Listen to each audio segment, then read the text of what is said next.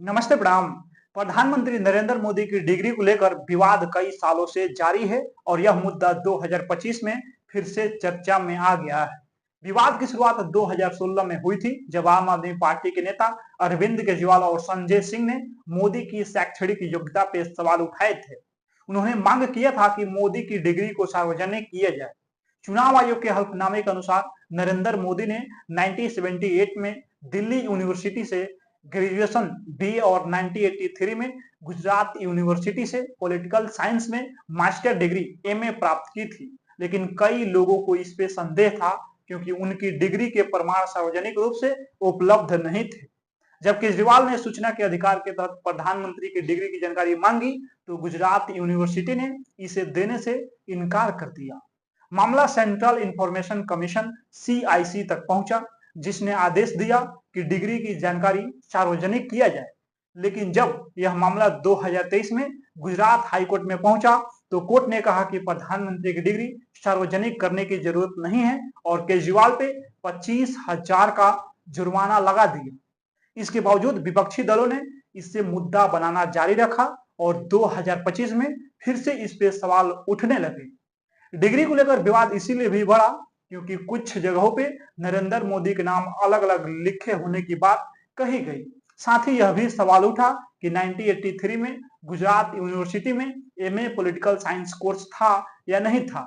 इसके अलावा उनके साथ पढ़े सहपाठी और शिक्षकों की गवाही भी कम ही सामने आई है। हालांकि गुजरात यूनिवर्सिटी और दिल्ली यूनिवर्सिटी दोनों ने पुष्टि की है कि नरेंद्र मोदी की डिग्री असली है। सबसे बड़ा सवाल यह है कि क्या प्रधानमंत्री बनने के लिए डिग्री जरूरी है? भारत में प्रधानमंत्री बनने के लिए कोई न्यूनतम शैक्षणिक योग्यता अनिवार्य नहीं है। इसलिए भले ही मोदी की डिग्री को लेकर विवाद जारी रहे, इससे उनकी प्रधानमंत्री बनने की योग्यता पे कोई असर नहीं पड़ता। यह मुद्दा अब पूरी तरह से राजनीतिक बन चुका है। बीजेपी इसे विपक्ष की साजिश बताती है, जबकि विपक्ष कहता है कि अगर डिग्री असली है तो उसे सार्वजनिक करने में क्या समस्या आ रही है।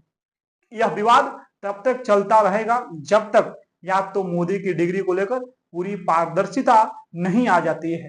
पीएम नरेंद्र मोदी की डिग्री सार्वजनिक करने की मांग वाली याचिका पे सुनवाई करते हुए दिल्ली हाई कोर्ट ने अपना फैसला सुरक्षित रख लिया है।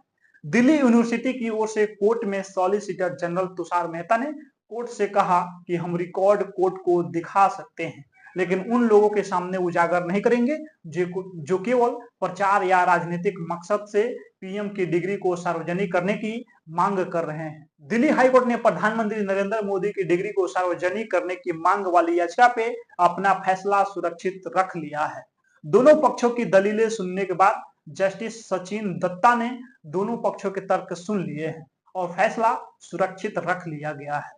दिल्ली विश्वविद्यालय की तरफ से पेश हुए सॉलिसिटर जनरल तुषार मेहता ने कोर्ट से कहा कि हम रिकॉर्ड कोर्ट को दिखा सकते हैं, लेकिन उन लोगों के सामने उजागर नहीं करेंगे जो केवल प्रचार या राजनीतिक मकसद से पीएम नरेंद्र मोदी की डिग्री को सार्वजनिक करने की मांग कर रहे हैं। उन्होंने बताया कि दिल्ली विश्वविद्यालय को हाई कोर्ट को पीएम की डिग्री और संबंधित रिकॉर्ड दिखाने में कोई आपत्ति नहीं है। पीएम ने साल 1978 में बैचलर ऑफ आर्ट की डिग्री किया है, जबकि केंद्र सरकार ने हाई कोर्ट में कहा है कि अगर आरटीआई के नियम को याचिकाकर्ता की मांग के अनुसार लागू किया गया तो सार्वजनिक प्राधिकरणों के लिए काम करना मुश्किल हो जाएगा। दिल्ली हाई कोर्ट ने इस मामले में फैसला सुरक्षित कर लिया है। अब आइए थोड़ा इसी मुद्दा पे पीछे में क्या क्या विवाद हो चुका है उसको भी जान लेते हैं। देखिए, भारतीय संविधान का कोई भी अनुच्छेद या प्रावधान और न ही जन प्रतिनिधित्व कानून की कोई धारा सांसदों और विधायकों के चुनाव के लिए किसी तरह की शैक्षणिक योग्यता की शर्त की बात करती है। मतलब भारत में सांसद और विधायक बनने के लिए किसी भी तरह की डिग्री की जरूरत नहीं होती है। मगर इसका मतलब यह नहीं है कि सांसद और विधायक अपने चुनावी हलफनामे में अगर फर्जी डिग्री पेश करेंगे तो यह कोई गलती नहीं है। फर्जी डिग्री पेश करने का मतलब है कि वोटरों को उम्मीदवार ने गलत जानकारी देकर बहकाने का काम किया है। इंडियन पैनल कोड की धारा 191 के मुताबिक यह एक दंडनीय अपराध है। सदस्यता खारिज होने की संभावना भी बन सकती है। गुजरात हाईकोर्ट ने साल 2016 में केंद्रीय सूचना आयोग सेंट्रल इंफॉर्मेशन कमीशन सीआईसी के जरिए दिए गए उस फैसले को रद्द कर दिया गया था, जिसमें सीआईसी ने गुजरात यूनिवर्सिटी को प्रधानमंत्री नरेंद्र मोदी की डिग्री साझा करने का आदेश दिया था। इसके साथ ही अरविंद केजरीवाल पे 25,000 रुपए का जुर्माना भी लगा दिया गया था। यह फैसला आने के बाद गांव देहात में प्रधानमंत्री के समर्थक भी हंस रहे हैं और दबी जुबान में पूछ रहे हैं कि आखिर यह कैसा फैसला है। प्रधानमंत्री नरेंद्र मोदी की डिग्री असली है या फर्जी है, इसे लेकर लोगों के मन में संशय क्यों बढ़ता जा रहा है।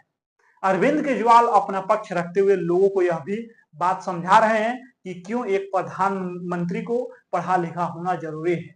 सांसद और विधायकों की शैक्षणिक योग्यता को लेकर भारत के संविधान से निकली समझ क्या कहती है।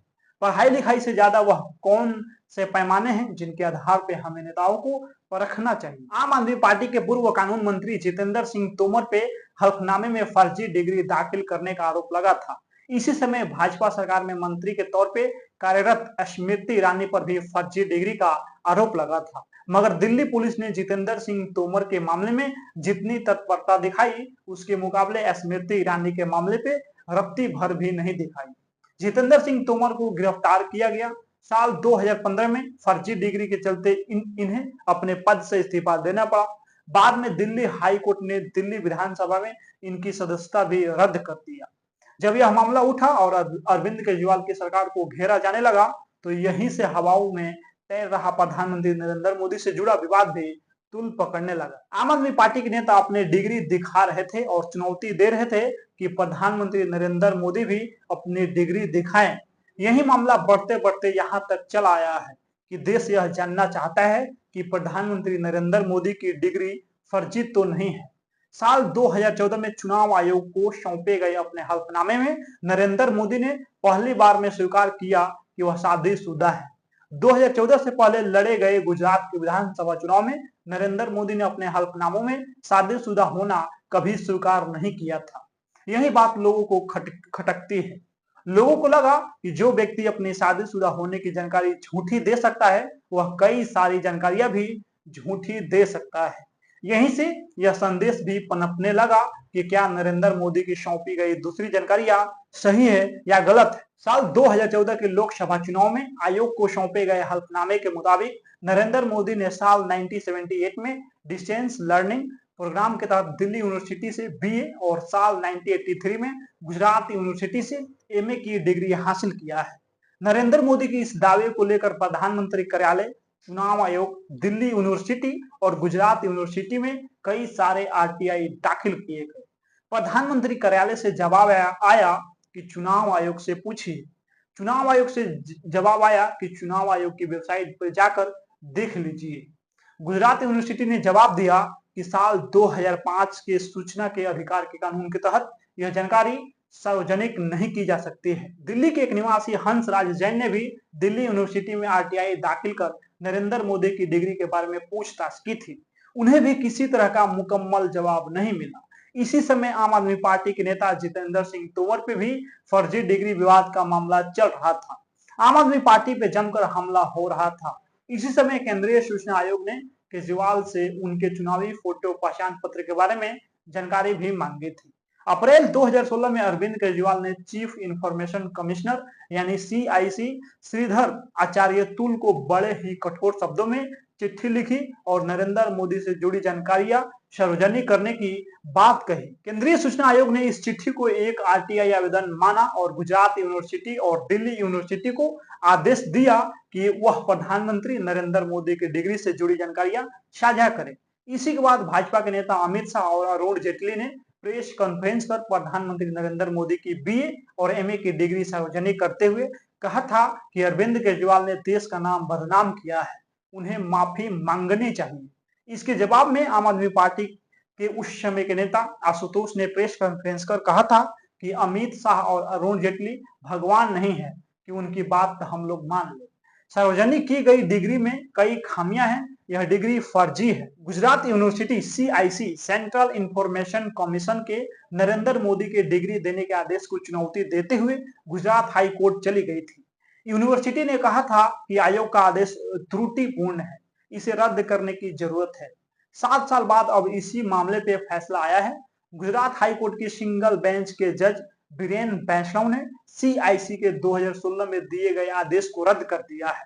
इसके साथ ही अरविंद केजरीवाल पे 25,000 रुपये का जुर्माना भी लगाया गया है, जिसे 4 हफ्तों के भीतर गुजरात राज्य विधिक सेवा प्राधिकरण के पास जमा करना होगा।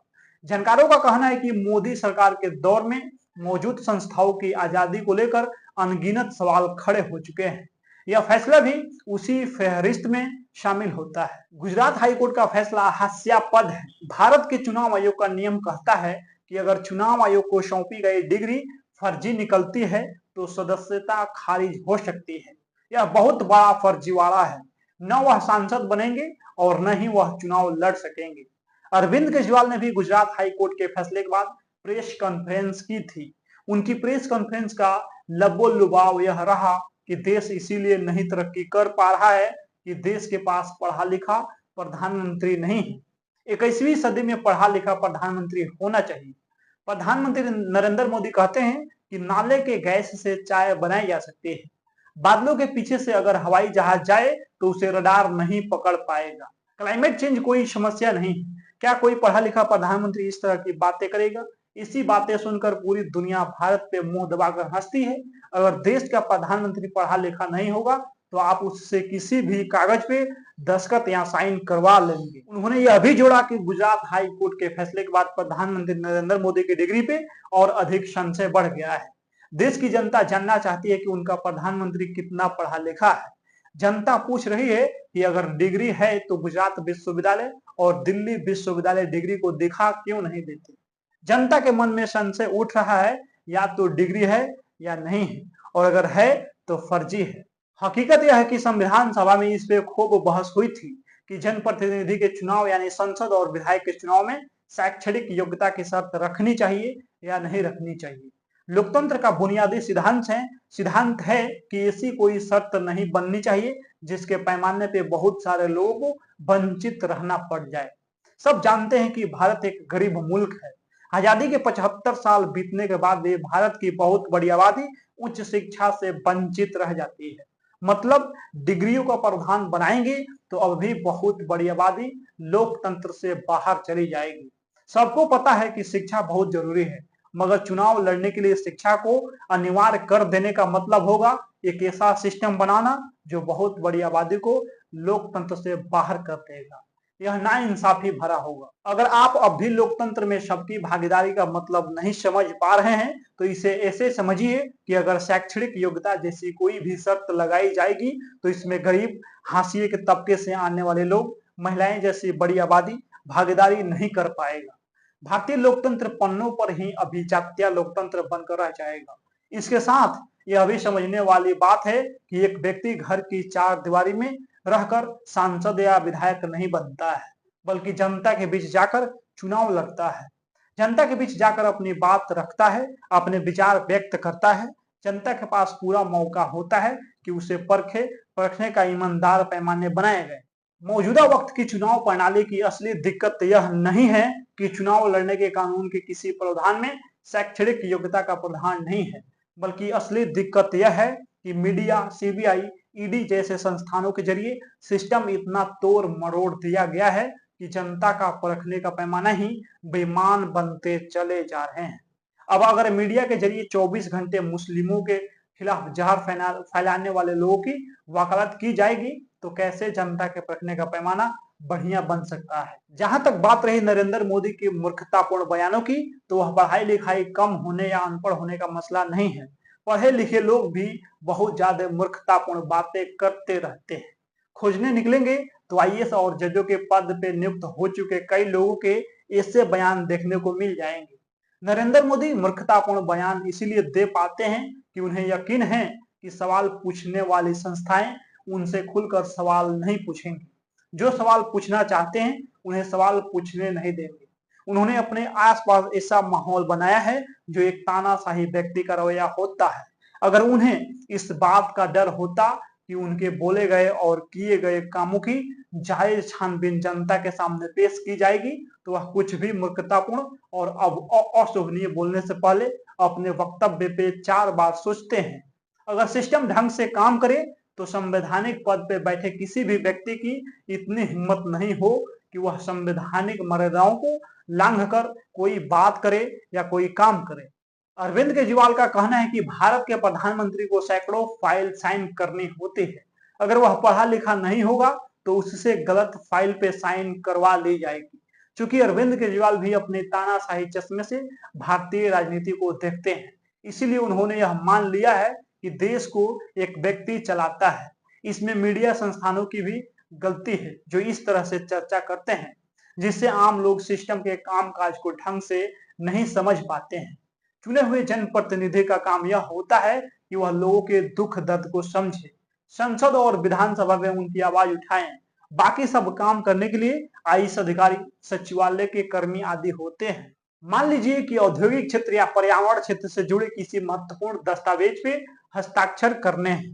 प्रधानमंत्री या किसी भी नेता की जिम्मेदारी बनती है कि वह इस क्षेत्र के जानकार, इस क्षेत्र में काम करने वाले अधिकारियों के समूह से बातचीत कर ही फैसला ले। यही नियम है।